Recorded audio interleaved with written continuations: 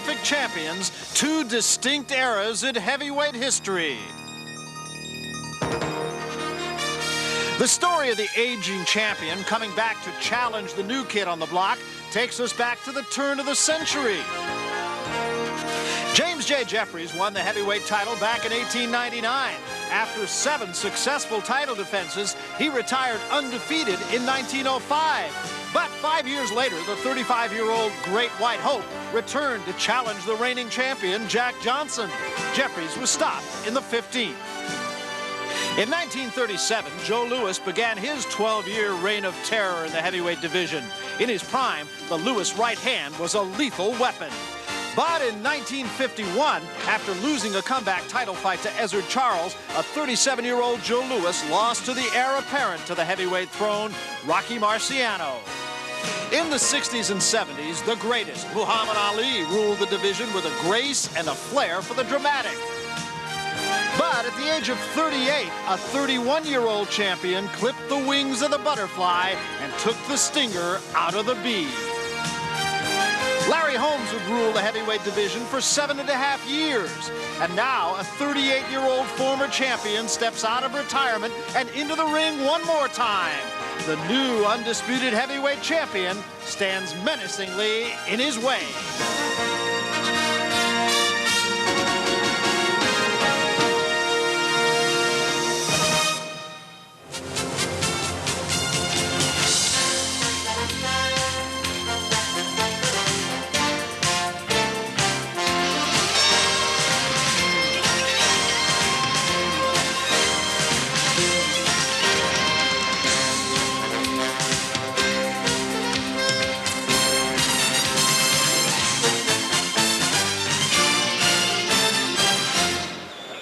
You're looking at an oceanside resort in the dead of winter. Outdoor activities are at a standstill, but indoors, the action is hot. We're live at the Convention Center in Atlantic City, New Jersey, as HBO Sports presents World Championship Boxing. Undisputed heavyweight champion Mike Tyson defends his title against former champion Larry Holmes. It's scheduled for 12 rounds. It is an estimated $4 million gate, the toughest ticket Atlantic City has ever seen. The reason, it's hoped 20 years from now, people will be talking about Tyson versus Holmes, and these people can say, I was there. A 7.5-year former champion takes on the new era in the heavyweight division. As you've seen, it's a fight with a historical precedent. Now the question is, will it be a competitive fight in the ring? Hello, everybody. I'm Barry Tompkins, along with Larry Merchant and Sugar Ray Leonard. It is an evening that is wrought with questions. Can the fight itself be as big as the event? Can Larry Holmes possibly win this fight? And if he can win it, how can he win it? Many have tried, as you saw, and not one has heard that last hurrah. True enough, Jersey Joe Walcott did win the heavyweight championship at age 37, but he never stepped away from the ring. And Ray, I can't help but wonder if people aren't looking at you, Ray Leonard, particularly Larry Holmes, and saying, well, Ray did it, why can't I do it? Is that the reason he's coming back? You've talked to him on a couple of occasions, or is there another reason? Well, Barry, let me patronize myself. I'm a specialist at comebacks. But I was able to come back for one reason. That was to beat Marvin Hagler. No, not the money, not the attention, no, the limelight. Larry Holmes, I had problems with his reasons for coming back. He stated that he wanted to avenge those 2 losses against Michael Spinks, and also kind of, it's like a vindication to get back at what he did against Michael Spinks. And the first question on everybody's lips here in Atlantic City, whether it's to the press or whether it's to former fighters or to just the folks around and about the casinos, is do you give Larry Holmes any chance whatsoever? The almost unanimous verdict is no. What about you? Do you give him a chance? Well, I give Larry Holmes a chance, mainly because of his past experience. He's a very intelligent man in the ring, and he has the height and reach advantage. In other words, he has the physical attributes to compete with the Mike Tyson if he's okay upstairs.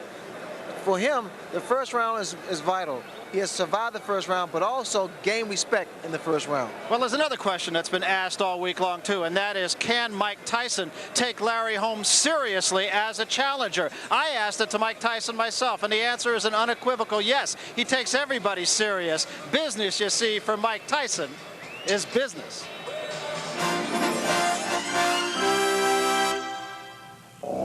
There's no alarm clock, no wake-up call.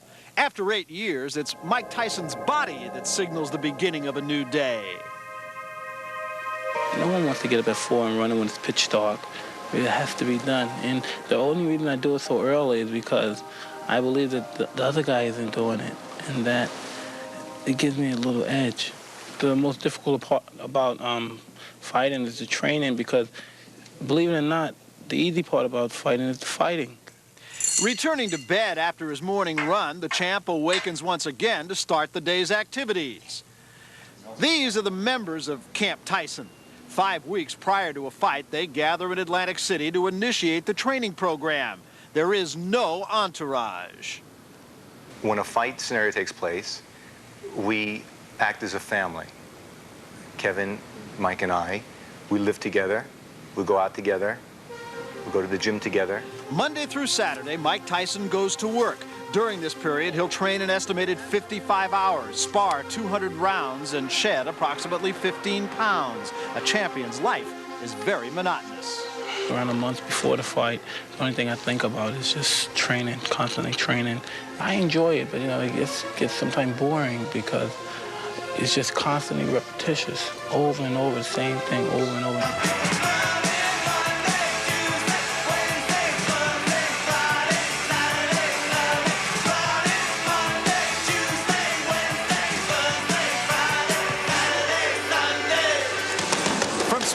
Speed bag, from jumping rope to heavy bag. Most fighters use similar training techniques, yet Tyson's camp has developed a few tricks of its own. Well, the purpose of the slip bag is to get the fighter moving his head, to get him in the habit of moving his head correctly. You have to try to be elusive. See, as long as the fighter's trying to be elusive, he's gonna be all right. That's what I emphasize. That's what we're trying to, that's what we got over everybody else. After 7 years of slipping and dodging this sand-filled pendulum, Mike Tyson has become one of the most evasive fighters in boxing today. There you go. That's what I'm talking about. That's a combination we haven't seen. When I'm on the heavy bag with Michael, I'm working on his form. And I tell him, you're not moving enough, because you got to move at least 3 times. Certain punches. You throw a straight punch, you move 3 times. You throw a hook, you move twice. Most impressive is the power and quickness he's developed. This 4-punch combination seems basic. For a heavyweight, 4 punches in under a second is incredible. Watch closely. There you go, there you go. Besides videotaping the punches that are thrown, Mike is instructed what to throw. Each type of punch has been assigned a number. The right hand, left hook, right hand. Now give me 1, 5, 1. We use a number system where I call out the different numbers for the different punches. You know, 9, 10, 11. You know, body, head. When Kevin tells me the numbers of 4, 5, 6, I know exactly what they are. I don't even have to think. I want you to 5-1 now. 7 coming in. What's gonna go 5-1 or 5-5-1? Such a system provides a quick and private means of communication. And it's not just training. The press must also be attended to. To break up his formatted training schedule, Tyson often passes time by shopping. Still, this doesn't ease the worry or the constant anticipation of fight night. 80% of the training is all emotional. I try not to think about the fights, but usually I always think about the fight in my mind. While I'm in training, I would dream about the fight. And I always dreamed that I lose, and it was very scary. And I thought, oh my God, what am I gonna do now? And it's funny, when you dream you lose, you wake up thinking that you lost. And it's scary. On a good night, the group may rent a video. But on this night, they choose to screen and analyze the day's workout. You gotta start doing the sparring. And in just 9 hours, it'll be time to start all over again. My favorite part about training is then when the training is over and then it's time to fight, and I know I'm in supreme shape and there's no one's gonna beat me. And then after the fight's over and I'm victorious, you know, I say, wow, I'm gonna do this next time. I'm gonna even train harder. So coming up, a former champion tries to gather up all the skills that once were there just one more time and beat a man 17 years his junior who appears, for the moment at least, to be invincible. Larry Holmes fights Mike Tyson for the undisputed heavyweight championship of the world. Now, with his own perspective on this suddenly big event, here's Larry Merchant. Larry?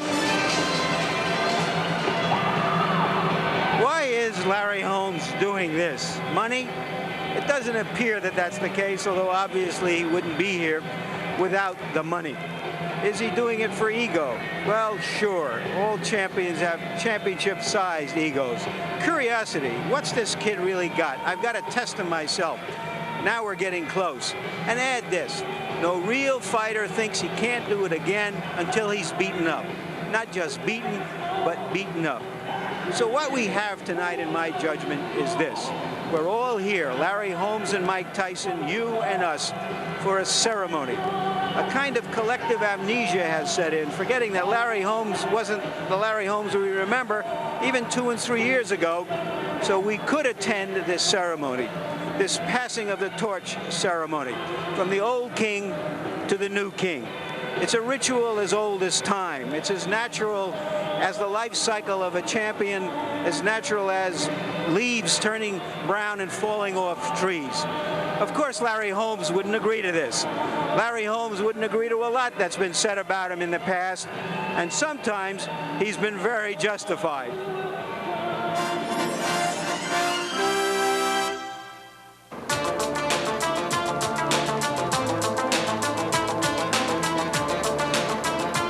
If they cheer for me, it's great, you know what I mean? But throughout my career, they always been against me because of you guys.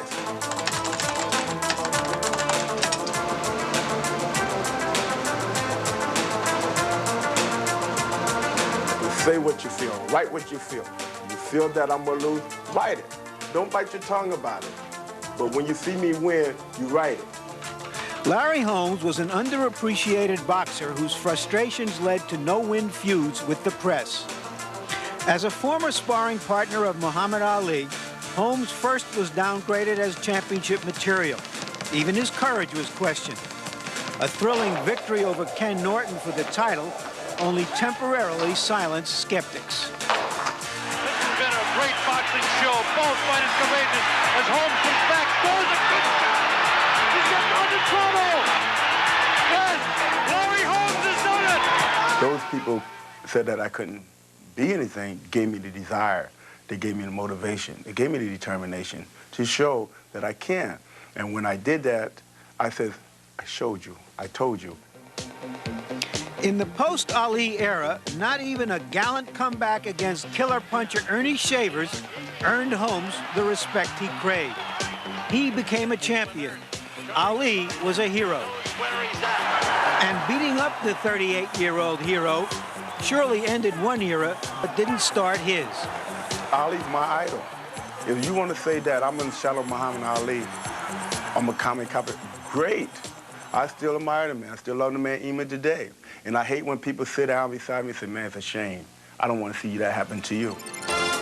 When an unproven white challenger, Jerry Cooney, got more recognition than he did before their fight, Holmes' disappointment turned to bitterness.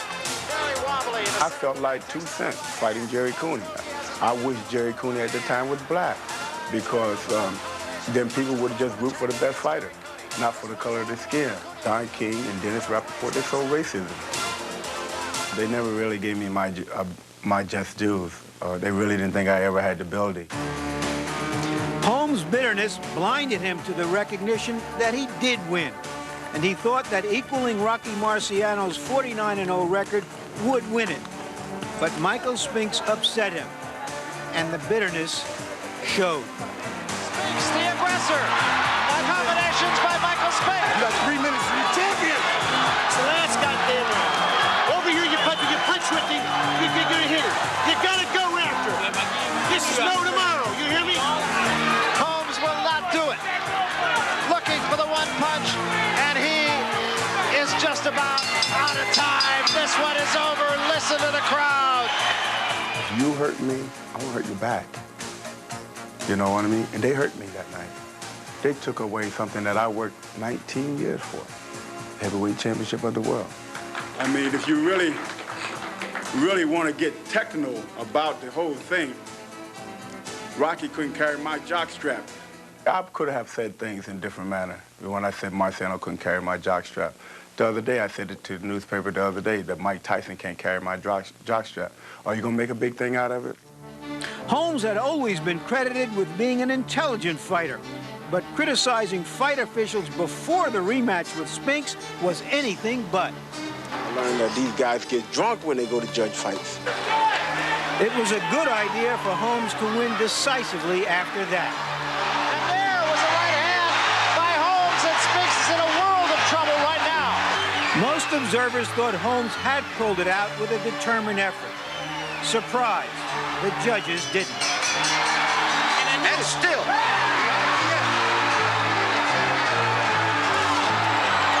And I can say to the judges, the referees, the promoters, to kiss where the sun don't shine. And since we're on HBO, that's my big black behind. And people say, you shouldn't have said that, Larry, on national TV. Well, they did it till they kicked my behind right on national TV. Nobody said anything about that. Now Holmes has another bad idea, insulting Mike Tyson. I'm going down in history, not Mike Tyson. He go down in history as a SOB. If he do happen to win the fight, down the line, he's going to destroy himself.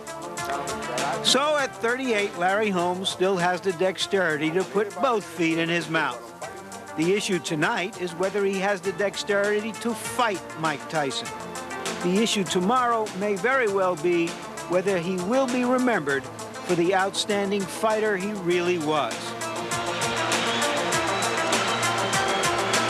And so Larry Holmes will try to do what Jersey Joe Walcott did at age 37, only Holmes will try to do it at age 38. A grandfather, and has there ever been one before that's fought for or won a heavyweight championship? Walcott did it against Ezra Charles. He knocked him out in 1951, but remember, Jersey Joe Walcott never stepped away from the ring as Larry Holmes has. And he was a knockout fighter who caught his opponent with one great punch.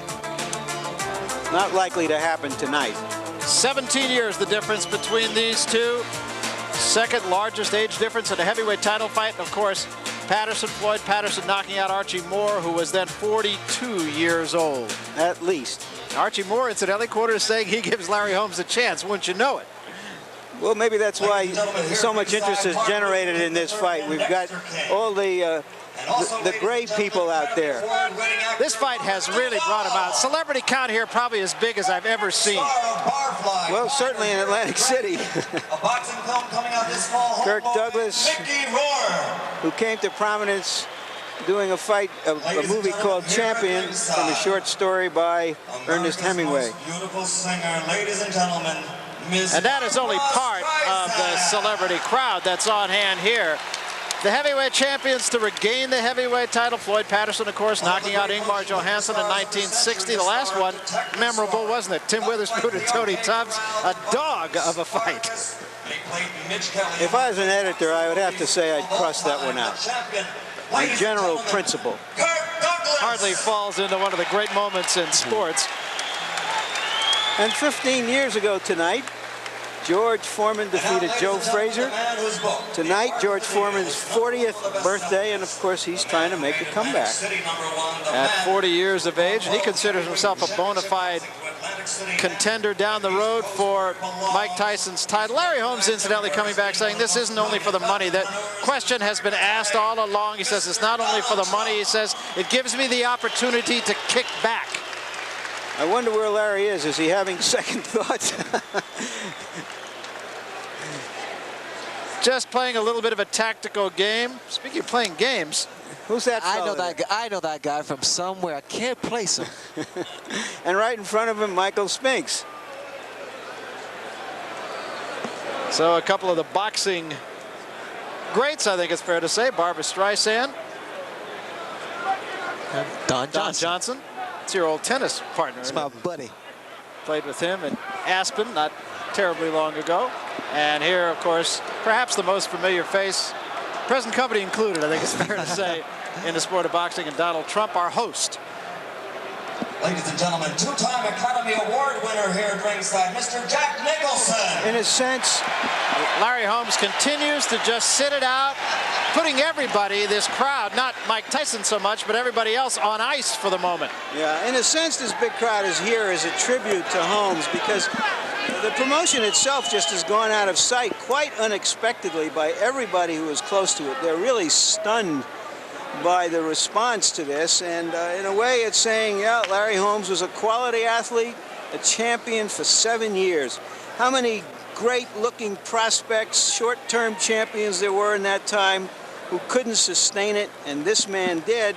And he is still, judging by this crowd and the audience we know that's out there in television land, regarded as one of the marquee names presently in boxing.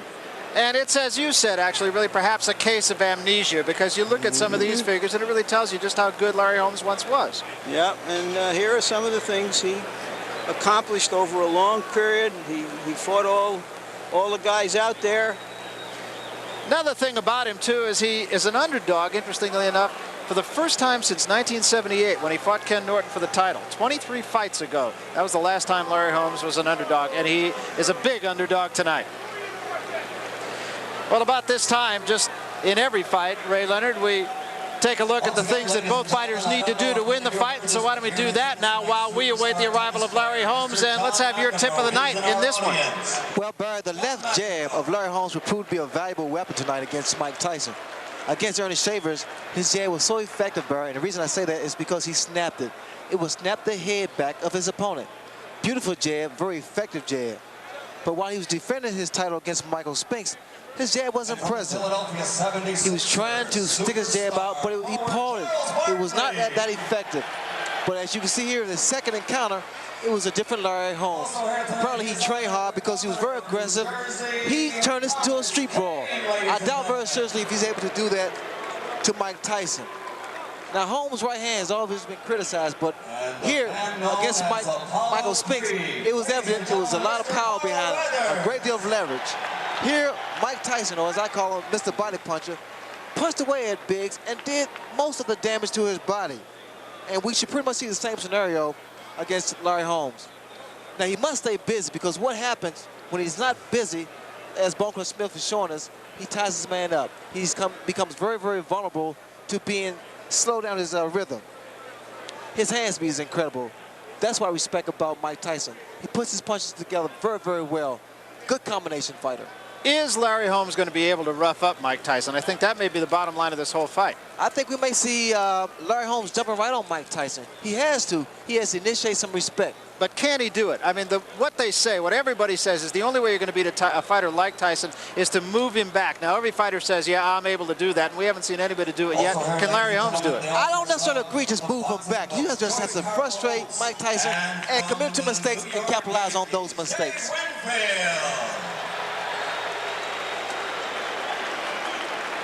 Larry Holmes is just making Mike Tyson wait. Of course, the challenger is going to come into the ring first, so Tyson's going to wait for Holmes as long as it takes.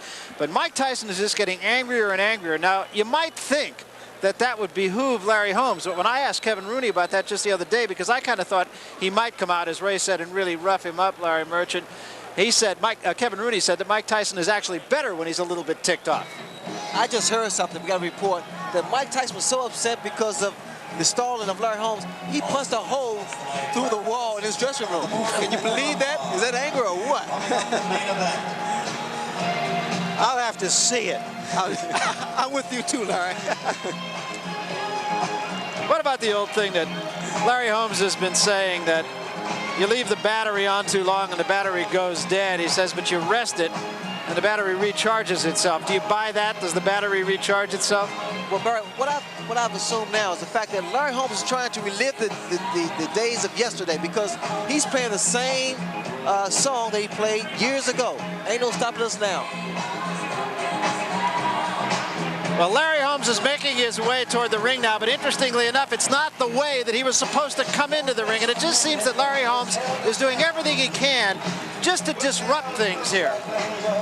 Well, I think that the guy who eventually beats the champion is somebody who has similar skills to Larry Holmes when Larry Holmes was on top of his game. Someone who could frustrate him, make him anxious, make him wild, and have the nerve and the poise to stand in there while the bombs are flying all around him. Well, let me ask you another thing. Who, of course, is Larry Holmes, has been since very, very early days of Larry Holmes' career, says that Mike Tyson is made to order for Larry Holmes because he's right in front of you and he has to get set to be able to punch. But Kevin Rooney says that Mike Tyson definitely has a lot of head movement and you can't just punch him. Mike Tyson used to be in front of you, but now Kevin Rooney has him giving angles. He's slipping and sliding, and all those methods of training has paid off. Larry Holmes now in the ring.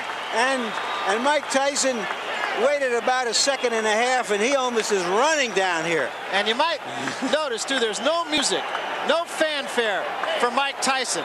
Goes right along with his outfit. No robe, black trunks, no socks, black shoes, all business. Talk about let's get it on.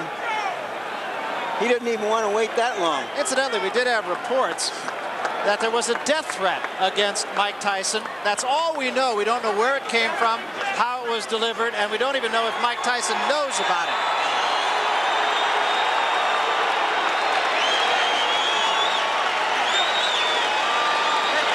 There is a look at an angry young man. Larry Holmes looks to me he's going to fight this man the first round. Don't get exercised here, Ray. Let's not get overexcited. And there is the record of Larry Holmes. Won 48 in a row, of course, before he lost those 2 fights to Michael Spinks. He's a businessman. He says this isn't a sport, it's a sporting business. That's the way he looks at it. And speaking of all business, Mike Tyson 32-0 with the 28 knockouts. He fights about 4 times a year as champion. He is moving up in the record books, getting up there with some very, very big names in heavyweight history. Just 21 years old and fighting his 6th heavyweight championship fight already. And the tail of the tape, we told you about the 17-year age difference. And the weight really not any kind of a factor. Tyson a little bit lighter than he might have expected, but he was 218 the day before the fight. And Holmes a couple pounds heavier than he was in the second Spinks fight. Yeah, that reach difference, 10 inches, might have meant something when Larry Holmes had that great snapping jab that he could impale an opponent on. And here is our punch stat numbers. This is a device to get a statistical profile of the activity of fighters, and as you can see, the figures are roughly the same. Tyson throws a fewer punches than Holmes did in the past, but the Holmes numbers are hard to measure because he hasn't been active. And there you see the jabs, Tyson throwing fewer, Holmes, of course, throwing many more. And the rules for this one, it is a 12-round fight, incidentally. WBA and WBC now 12 rounds. Other than that, they're the rules for just about every fight you see here on HBO. No 3 knockdown rule, and a fighter can be saved with a bell only in the last round. Normally, that's not the rule in New Jersey, but they have changed it for this particular fight. So what's left then is to get it on, and to do that, let's go up to the ring announcer, Michael Buffer, for the pre-fight introduction. Ladies and gentlemen, welcome to heavyweight history here in Convention Hall in Atlantic City. Now, before the official introductions, I would like to acknowledge a man here in the ring who is indeed a man of heavyweight history. In 1960, he was an Olympic gold medal champion. In 1964, he became the heavyweight champion of the world. In 1974, he again won the heavyweight title. And in 1978, he became the only man in heavyweight history to win 3 world championships. Ladies and gentlemen, the former 3-time heavyweight champion of the world, Muhammad Ali. Muhammad Ali.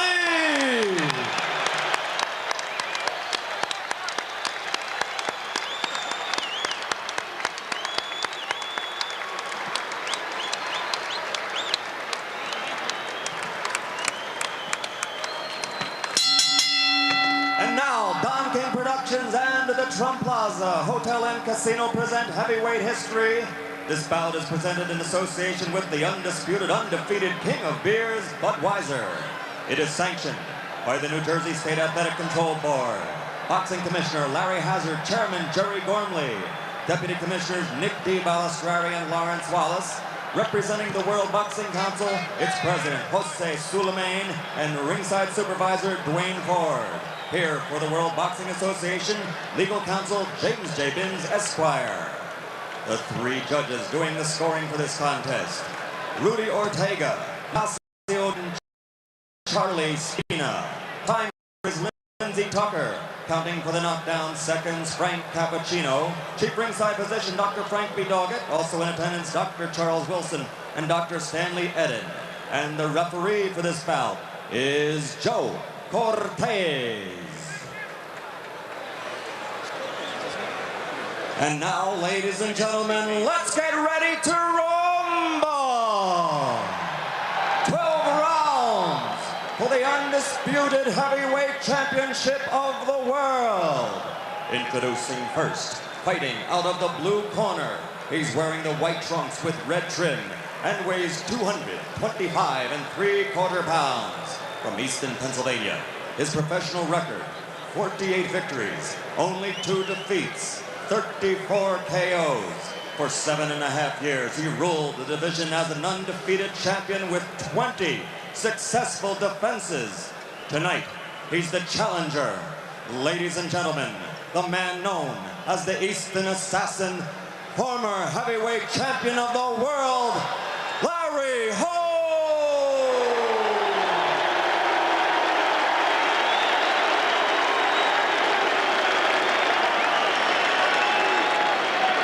And in the red corner, wearing the solid black trunks, weighing 215 3/4 pounds, from Catskill, New York, which is the hometown of the late great trainer of champions, Cus D'Amato. His professional record, a perfect 32-0, 28 KOs, 23 KOs in 4 rounds or less, and 16 knockouts in the first round. Ladies and gentlemen, I present you the undefeated, undisputed heavyweight champion of the world, Iron Mike Tyson.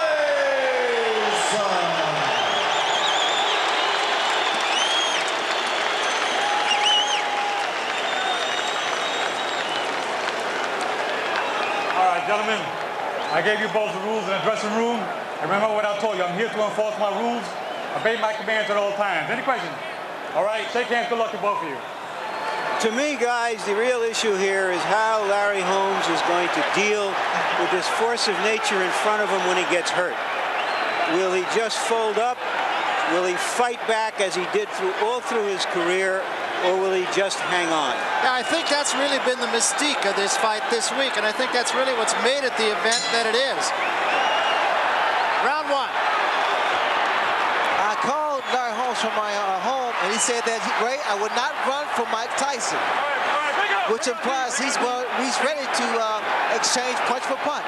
Ray, I have to ask you, Eddie Futch said anybody with an iota of tactical wisdom would go after the body and take away Larry Holmes' legs. Agree? You notice exactly, but you see what Larry Holmes is trying to do. He's trying to use that reach advantage. Keep that stiff hand out there and not let Mike Tyson get his punches off. Again, we see Mike Tyson not throwing punches inside. We'll see a lot of tying up from Larry Holmes, and we should see a lot of tying up. Holmes does work the body, rather Tyson works the body early. Again, Larry's preserving those legs. He's not doing a lot of dancing, a lot of moving, but you need to see more jabs. He's keeping his man off by extending a stiff left hand. Holmes has contradicted himself as far as whether or not he's going to use the jab. Sometimes he says he will, other times he says I don't need it. I'll go to the right hand and right uppercuts.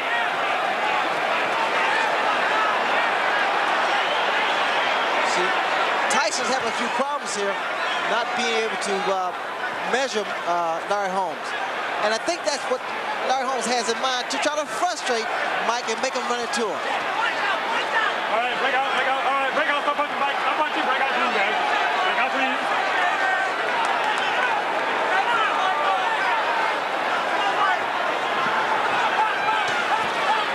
You also notice that there's not a snap.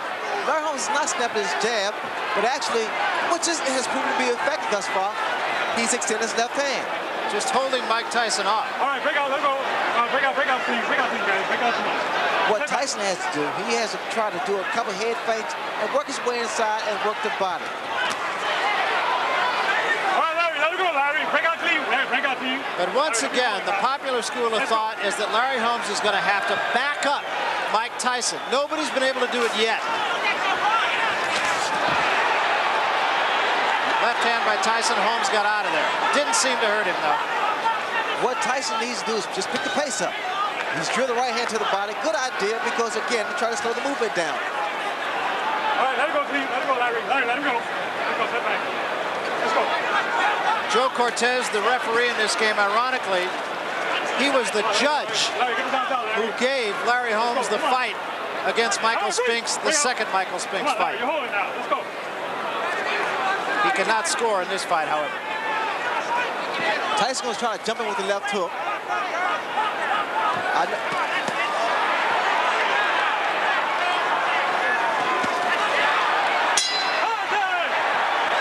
In that round anyway, the landmark avoided the record's ball. Fight easy, round easy. You're not throwing nothing. I want you to do 160. I want you to fight 160. Understand? Don't fuck around with this guy. Get pressure right on this guy. Spit it right in there. Spit it in there. Come here. Now listen to me. You're not using your jab at all. I want you to be aggressive behind the left hand. Range on your jab, make it hurt a little more. You gotta make the jab count a little more. Chin down. That's right. Chin down. Then when you do it for the jab, then you come up with it. Then come back with your left hook. Come up, then come back. 3-punch combination. Pop, pop, pop, pop. Remember, pop, pop. Okay? To the body. Then bring it upstairs, but use the jab, behind the jab. You understand? Larry Holmes only threw 10 punches in the first round, and not too many of them in anger. And just to elaborate on that, by comparison, Tyrell Biggs threw 44 and Tony Tucker threw 61. Larry Holmes is being very economical in there.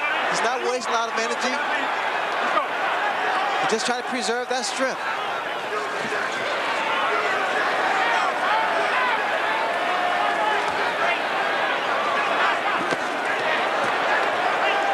A right hand thrown with serious convictions by Larry Holmes. Didn't land, but he tried to measure.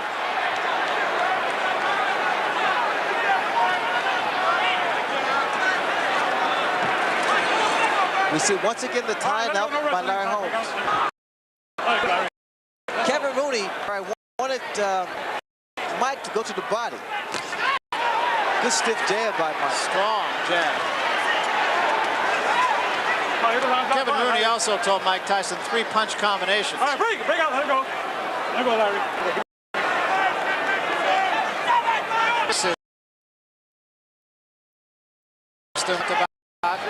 Before the fight that Mike Tyson and Kevin Rooney used.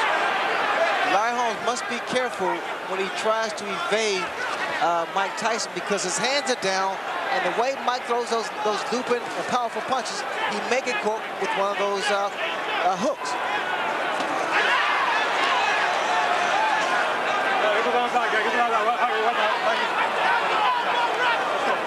Holmes so far going with a lot of right-hand leads and a lot of uppercuts.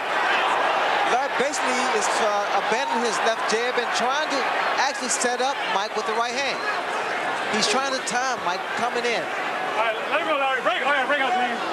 He's not letting Mike get his punches off. He's tying him up every opportunity he gets. There was another attempt. It fell short.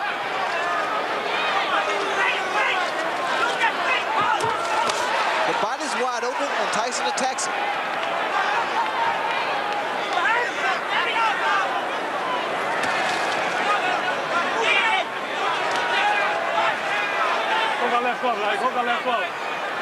I'm watching for an uppercut from Larry Holmes.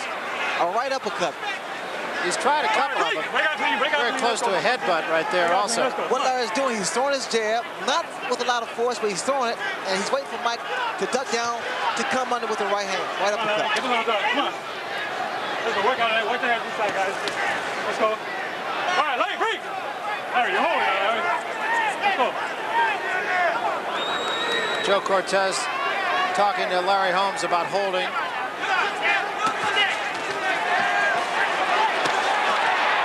There's a left hook by Tyson. So far, this is a fight that only the American Medical Association could love.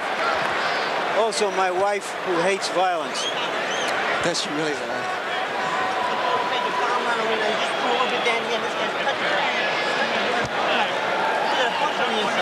Whenever you get inside the bullshit, don't tell me I ain't holding you tight, you're not punching me, let him hold you. Don't hand me that crap. Spit down the book. We don't have another bucket, now spit down that one, go ahead. Okay, take that, give me the mouthpiece. You do one jab, one decent jab in your land, you gotta put pressure on this guy, Michael, you gotta punch every time you do it. Tyson did get closer to Larry at the end of the round with that wide combination of right to the body and a left that just grazed the mouth area. Come on. Seconds out. What do you think, big cat? Last retreat. Seconds out, retreat.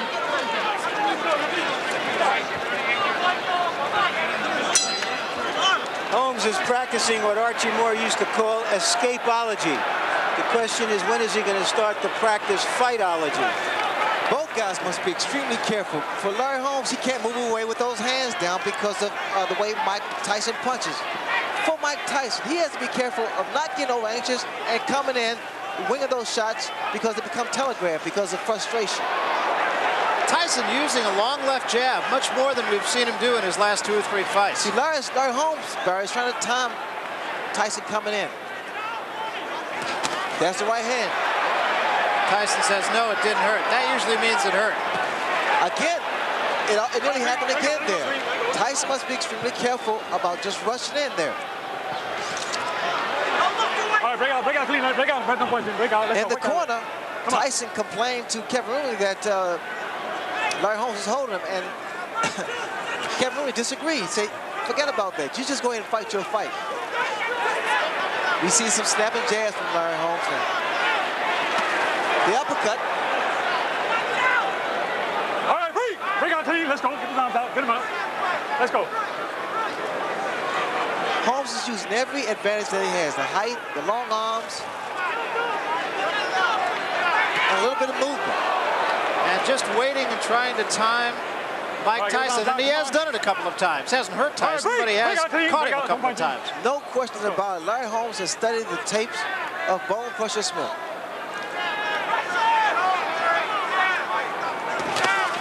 There's a right hand lead by Tyson. That fell short. Caught Larry on the shoulder. Left hand caught Holmes ducking in, but no damage.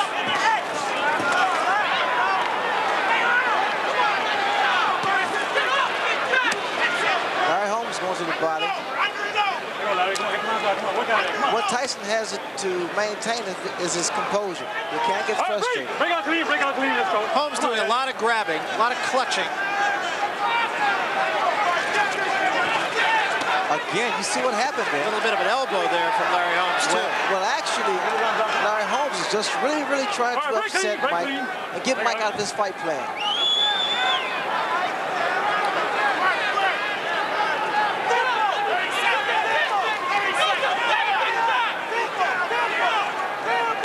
I think Mike Tyson should pick up the pace. He's fighting Larry Holmes' pace.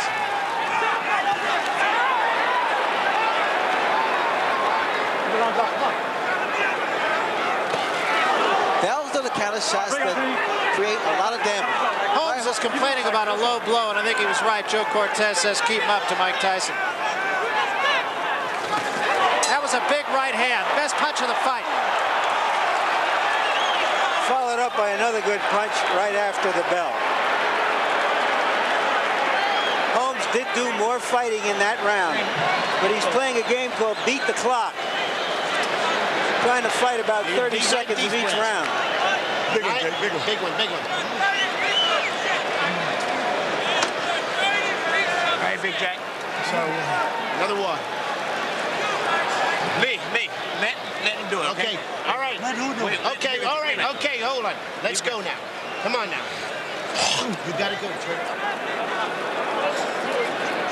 It ain't over till it's over. This round had its best action right at the very end and right after the bell.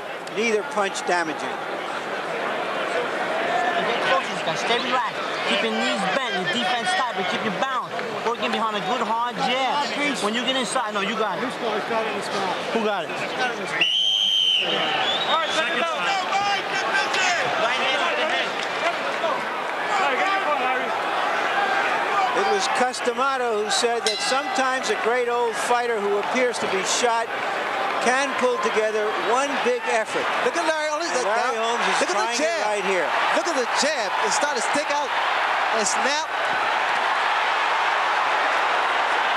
And the crowd is really into this, has been from the opening bell. Look at the jab.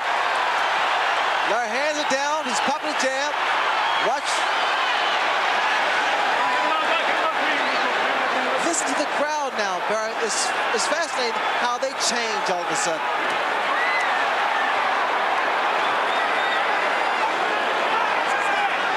I seem to hear that same kind of reaction, I think, in another fight out in Las Vegas not too many months ago. Oh, yeah, people change their mind because all of a sudden, Larry Holmes is putting up a pretty good fight. Well, we talked about the fact that Holmes one day said he would jab and the next day said he'd use his right hand and an uppercut. He's done both. Larry got hit by a left hook, Barry, because he stood straight up and wasn't moving and didn't have his hands up. And that's going to happen time and time again. He cannot afford to do that. Like here, for example, he must tie his man up. Let's go, Larry. Let's go, come on.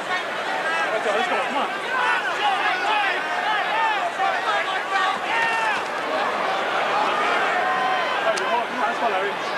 Work out of it, guys. Larry, let's go. All right, break out clean. Let's go. You guys go home. Let's go. That was a right hand, and down goes Holmes from a crashing right hand. The old Larry Holmes would always get up and fire back. But he's in against a guy who is a tremendous finisher. What? And down he goes again from another right.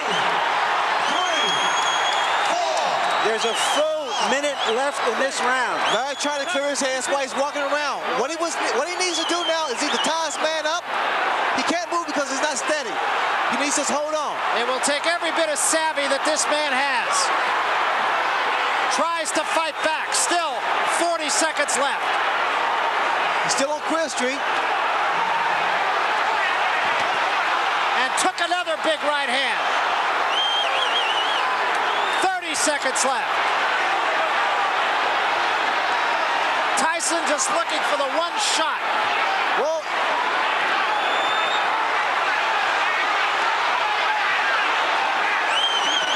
15 seconds left. Tyson still has to be careful because Larry, oh, that shot, that's huge it. Right hand. That should be it. And down goes Holmes. That's going to be it. It's over. That's all. Mike Tyson looked like a bull in an antique shop. And what he did was he cut down the old grandfather clock. But we did see something of the old Larry Holmes, which was his great fighting heart, something always underestimated. He got within 8 seconds of the end of the round. His leg really buckled underneath him, too, and I wouldn't be surprised if he might not have had a little problem there as well. But I think Larry Merchant really hit it. Mike Tyson is a great finisher. Well, I tell you, Mike Tyson did the right thing as he's done in the past. He takes advantage of the opportunities, but you have to give Larry Holmes credit. Larry fought from the heart. You know, when Larry first said that, you know, he's fighting for this reason, that reason, I have problems with that. But he indicated to me in these 4 rounds that he was really trying to win a fight. And he fought what you'd have to consider a smart fight, too. He seemed to do everything right for the time he was around. Here's the first knockdown now. Let's take a look at it. Big right hand right up on the top of the, over the eye. It was a short right hand, overhand right that Mike Tyson delivered. Watch it again. This is still the first knockdown. Set up with the left, and look at that right hand. It was a beautiful right hand, the way it was executed, Barry, because he threw his jab, stepped inside, and delivered that overhand right. You watch the way that Mike Tyson steps in. Beautiful right hand. It was almost like a right hook. And the second knockdown equally as pretty from the eyes of Mike Tyson. This is knockdown number 2 now. He had Holmes off balance, a left hand there. And that was more a cumulative effect than anything else. At this point, he was wearing Larry Holmes down. And here, Larry Holmes trying to tie up Mike Tyson, but Mike Tyson, with his incredible strength, he comes up with the right hand to the top of the head. And Larry Holmes doing what he had always done, and that is fighting back after he was hurt. Mike Tyson at this point here is perpetual motion. He's not giving up. He's standing right in the chest of Larry Holmes. Larry's trying his best he can because his legs are not really that stable, but he's trying to maintain. And here, this was just the amount of time here. Those shots to the body, some coming to the top of the head, but here was when Larry was really, really hurt. That's still the second knockdown. There was still the third knockdown, I beg your pardon. That was the final knockdown, the third knockdown. Larry's trying to use his arms, trying to cover up. Here at this point, referee should have stepped in, but I guess it's respect of a champion of Larry Holmes' reputation. Holmes just being pummeled at this point. That right hand did a lot of damage. Larry legs went behind him. Saw his left leg buckle behind him. One more look at the third and final knockdown. And the left hand was just a coup de grace, but it was definitely cumulative. I would have to say that Mike Tyson, from the first knockdown, probably hit him with 15 or 20 unanswered punches. So it's over, and let's go up to the ring announcer, Michael Buffer, and get the official.